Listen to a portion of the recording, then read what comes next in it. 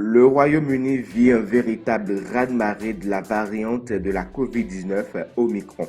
Selon le Premier ministre Boris Johnson, avec plus de 50 000 contaminations quotidiennes favorisées par un taux de vaccination complet de doses inférieur à 70% au sein de la population britannique, l'archipel est en pleine lutte et cette situation épidémique a des répercussions sur la Première Ligue. Ce lundi 13 décembre, les instances du championnat anglais ont annoncé la présence de 42 cas de Covid parmi les joueurs, un record puisque c'est la première fois que le nombre de cas positifs est aussi élevé depuis que les résultats des tests sont publiés en mai 2020. Pour rappel, à mi-octobre, seuls 68% des joueurs disposaient d'un schéma vaccinal complet.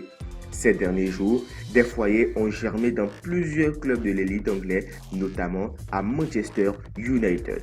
Cela a conduit au report de la rencontre programmée ce mardi à 20h30 entre Brentford et les Red Devils.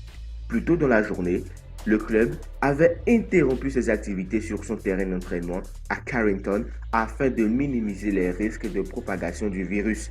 Dimanche dernier, le match entre Tottenham et Brighton a lui aussi été reporté en raison d'un nombre croissant de cas de Covid-19 chez les Spurs. Une situation qui avait également entraîné le report de match de Conference League contre Rennes. Et faute de pouvoir trouver une date appropriée, celui-ci pourrait être définitivement annulé, ce qui permettrait au club néerlandais de Vitesse Arnhem de se qualifier pour les barrages de la C4 pour défier le Rapid de Vienne. La semaine passée, Leicester s'était rendu à Naples en Ligue Europa avec 7 joueurs absents contaminés par le Covid-19.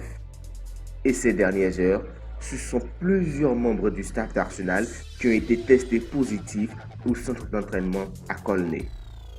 Sur les bancs de touche, nombreux sont les entraîneurs à exprimer leur inquiétude, à commencer évidemment par le coach de Tottenham, Antonio Conte.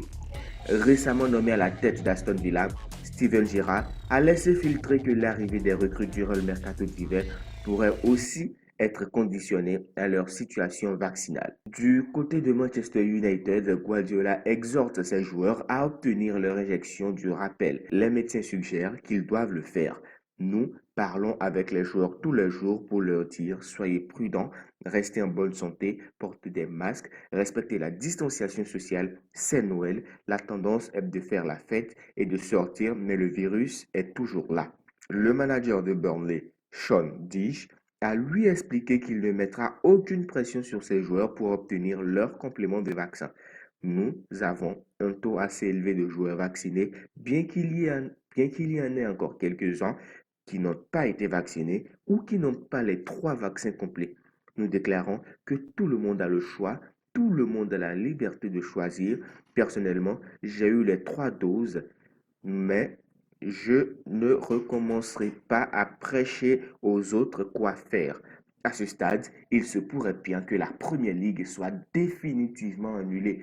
Le Premier ministre songe à reboucler le Royaume-Uni si le nombre de cas continue à grimper dans la population et aussi dans les clubs de Première Ligue. Dites-nous ce que vous pensez du variant Omicron dans le championnat de foot, puisque la Première Ligue semble aussi encore bloquer la Coupe d'Afrique des Nations.